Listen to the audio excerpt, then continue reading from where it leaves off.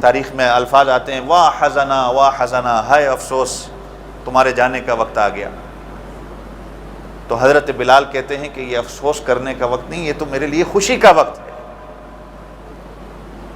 یہ میرے لیے خوشی کا وقت ہے کہ میں جا کے اپنے محبوب اور صحابہ سے ملاقات کروں گا. یہ ہوتی ہے محبت. یہ ہوتا ہے کہ اللہ کے رسول صلی اللہ علیہ وسلم، پھر انسان کو دعویٰ کرنے کی ضرورت نہیں پڑتی کہ میں عاشق رسول ہوں، پھر اس کو نعرے لگانے کی اور شور مچانے کی ضرورت نہیں ہوتی. اس کا ایک ایک زندگی کا پہلو بتاتا ہے، جز بتاتا ہے کہ یہ اللہ کے رسول کا امتی جا رہا ہے. میں اور آپ کتنا ہم درود پڑھتے ہیں؟ سوچیں ذرا بیٹھ کے. سید القراء حضرت ابی بن کعب رضی اللہ عنہ اللہ کے رسول صلی اللہ علیہ وسلم سے پوچھتے ہیں کہ اللہ کے رسول میں کتنا آپ پہ درود پڑھوں؟ دن کے 3 حصے میں پڑھوں؟ تیسرا حصہ دن کا اس میں درود شریف پڑھوں؟ آپ صلی اللہ علیہ وسلم نے فرمایا جتنا تم پڑھ سکتے ہو. پھر پوچھا آدھا دن پڑھوں؟ آپ صلی اللہ علیہ وسلم نے فرمایا جتنا تم پڑھ سکتے ہو. پھر پوچھا کہ 2/3 حصہ پڑھوں؟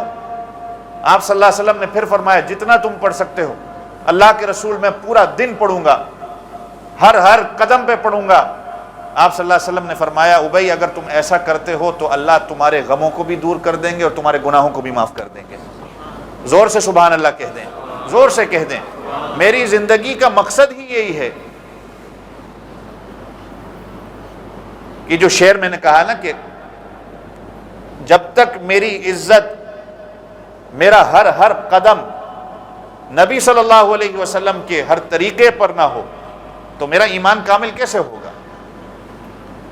اور حضرت ابوبکر صدیق رضی اللہ عنہ کہتے ہیں کہ یہ ٹھنڈا پانی آگ کو اتنی جلدی ختم نہیں کرتا جتنا درود شریف پڑھنے والا بندہ اللہ اس کے گناہوں کو مٹا دیتے ہیں. یہ درود شریف ایسا عمل ہے. اور یہ جمعے کا دن تو خاص ہے. اس پر خطیب جب خطبہ دیتا ہے ہر جمعے کے دوسرے خطبے ان اللہ وملائکتہ یصلون علی النبی یا ایھا الذین آمنوا صلوا علیہ وسلموا تسلیما. پڑھ لیں ایک دفعہ اللہم صلی علی سیدنا مولانا محمد وبارک وسلم وصلی علیہ. میری زندگی میں حضرت علی مولا کائنات رضی اللہ عنہ فرماتے ہیں کہ اللہ کی قسم اگر اللہ کے رسول مجھے تسبیح کے، تحلیل کے، تکبیر کے فضائل نہ بتاتے تو میرا ہر ایک سانس میں اللہ کے نبی صلی اللہ علیہ وسلم پر میں درود پڑھتا. اگر یہ اللہ اکبر سبحان اللہ لا الہ الا اللہ کا مجھے فضائل کا نہ بتایا ہوتا اللہ کے رسول نے تو میرا ہر سانس درود شریف ہوتی. ایک سانس میں اللہ کے رسول صلی اللہ علیہ وسلم پر درود شریف پڑھتا. معجم الکبیر میں لکھا ہے کہ جو انسان اپنی ڈائری کے اندر، اپنی کتاب کے اندر، یا کوئی کتاب لکھنے والا جب اپنی کتاب لکھتا ہے، جب اپنی وہ کتاب کے اندر اللہ کے رسول صلی اللہ علیہ وسلم پر درود لکھتا ہے، درود کو لکھتا ہے، پڑھتا ہے، جب تک وہ کتاب صحیح سالم موجود رہتی ہے تب تک فرشتے اس کے لیے استغفار کرتے ہیں. ہمیں تو استغفار کی ضرورت ہے. اب جب فرشتے ہمارے لیے استغفار کر رہے ہوں، اور کب کب درود شریف پڑھنا ہے یہ اپنی زندگی کا، مسجد کے اندر داخل ہونا ہے درود شریف پڑھیں، سنت کے مطابق جوتے اتاریں. نماز میں آئیں گے، نماز کا انتظار جب کریں گے اس میں درود شریف پڑھیں.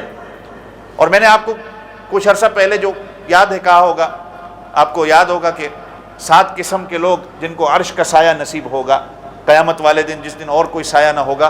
ایک حدیث میں یہ بھی ملتا ہے 3 بندے وہ بھی ہوں گے جس نے نمبر 1 کسی مصیبت شدہ کی مدد کی، اس کو بھی اللہ کی عرش کا سایہ نصیب ہوگا. نمبر 2 جس نے میری سنت کو زندہ کیا، اور نمبر 3 جس نے مجھ پر درود شریف پڑھا، اس کو بھی اس دن اللہ کے عرش کا سایہ نصیب ہوگا. مسجد میں آتے ہیں، حتیٰ کہ علماء نے لکھا ہے کہ جب مسجد کے مینار پر یا مسجد پر نظر پڑتی ہے درود شریف انسان پڑھے. گھر داخل ہوتا ہے درود شریف پڑھے، گھر سے نکلتا ہے درود شریف پڑھے. خطیب جب ممبر پہ بیٹھتا ہے تب وہ درود شریف پڑھے، جب وہ اپنی بات کو ختم کرتا ہے یا نماز سے فارغ ہوتا ہے وہ درود شریف پڑھے۔ جیسے میں نے شروع میں کہا کہ حضرت عمر کہتے ہیں کہ دعا عمل انسان کا آسمان پہ جا کے لٹک جاتا ہے۔ میں اور آپ جب ابھی جمعے کے بعد یا اپنی زندگی میں جب ہم دعا کرتے ہیں تو حضرت عمر کہتے ہیں دعا معلق رک جاتی ہے، جب وہ شروع اور آخر میں درود شریف پڑھ لے تو دعا اللہ کے ہاں پہ پہنچ جاتی ہے۔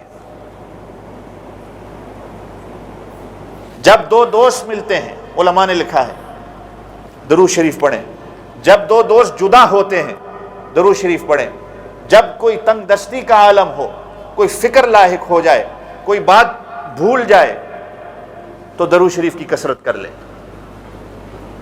اس سے غم بھی دور ہوں گے، فکریں بھی دور ہوں گی، اللہ تعالیٰ کا قرب بھی ہوگا اور اللہ کے رسول صلی اللہ علیہ وسلم سے محبت بھی ہوگی۔ ہو سکتا ہے اللہ کے رسول صلی اللہ علیہ وسلم کی اس دنیا میں اس کو خواب کے اندر زیارت بھی ہو جائے۔ آپ کو نہیں چاہیے؟ اور قیامت والے دن اللہ کے سامنے جب وہ جائے گا، حساب و کتاب ہوگا تو اللہ کے رسول صلی اللہ علیہ وسلم کی شفاعت اس کو نصیب ہوگی۔ مصنف ابن ابی دنیا میں یہ واقعہ لکھا ہے، میں یہ بات کر کے ختم کرتا ہوں کہ قیامت والے دن میں اور آپ جب اللہ کے حضور کھڑے ہوں گے تو حدیث پاک میں آتا ہے کہ حضرت آدم علیہ السلام کو اللہ عرش کے سامنے کھڑا کر دیں گے۔ حضرت آدم کا چونکہ قد آپ کو پتہ ہے لمبا ہوگا، تو حضرت آدم کھڑے ہو کر دیکھیں گے کہ میری اولاد میں سے کون کون جنت جاتا ہے، کون کون جہنم جاتا ہے۔ تو جو جنت میں جانے والے ہوں گے وہ دیکھیں گے، جو جہنم میں جانے والے ہوں گے وہ بھی دیکھیں گے۔ اور اس امت میں جو جہنم کا جس کو آرڈر آ جائے گا، حضرت آدم حضرت محمد رسول اللہ صلی اللہ علیہ وسلم کو بلا کر کہیں گے میری بات سنو، تمہارے امتی کو جہنم کی طرف لے جایا جا رہا ہے۔ حدیث پاک میں آتا ہے کہ حضور پاک صلی اللہ علیہ وسلم کا جو تہبند ہے نا، جو کمر کسنا، جو رمضان میں بھی میں نے بات کی تھی، آپ صلی اللہ علیہ وسلم اپنی کمر کو، اپنے اس تہبند کو کس لیں گے کہ آؤ جا کے دیکھتے ہیں، ان سے بات کرتے ہیں۔ اب دیکھا جائے گا کہ فرشتے اس بندے کو جہنم کی طرف لے کے جا رہے ہیں، تو آپ صلی اللہ علیہ وسلم ان فرشتوں سے کہیں گے رکو میری بات ذرا سنو۔ تو فرشتے کہیں گے اللہ کے رسول ہم تو آرڈر پہ چلتے ہیں، جو اللہ کا حکم ہے اسی کے مطابق کرتے ہیں، اللہ نے ہمیں حکم دیا ہے تو لہٰذا اس بندے کو جہنم کی طرف لے کے جانا ہے۔ تو حدیث پاک میں آتا ہے حضور پاک صلی اللہ علیہ وسلم اللہ کی عرش کی طرف نظر دوڑائیں گے اور کہیں گے کہ اللہ تو نے مجھ سے وعدہ کیا تھا کہ تو میری امت کو رسوا نہیں کرے گا، اللہ تو نے مجھ سے وعدہ کیا تھا۔ تو اللہ کہیں گے فرشتوں رک جاؤ، ٹھہرو، میرے محبوب کی بات پہلے سن لو، میرا محبوب کیا کہتا ہے۔ واقعی میں نے محبوب سے وعدہ کیا تھا میں اس کی امت کو رسوا نہیں ہونے دوں گا۔ حضور پاک صلی اللہ علیہ وسلم وہ فرشتے رک جائیں گے۔ حدیث پاک میں آتا ہے آپ صلی اللہ علیہ وسلم اس کے نیکی کے جو میزان، جو وزن کرنے کا جو پلڑا ہوگا، حضور پاک صلی اللہ علیہ وسلم وہاں آئیں گے اور ایک کاغذ کا ٹکڑا اس پلڑے میں ڈالیں گے تو وہ پلڑا بھاری ہو جائے گا، ایک طرف نیکی کا ایک طرف گناہوں کا۔ سبحان اللہ زور سے کہہ دیں۔ تو آپ صلی اللہ علیہ وسلم جب یہ کریں گے تو فرشتے کہیں گے کہ اعلان سن لو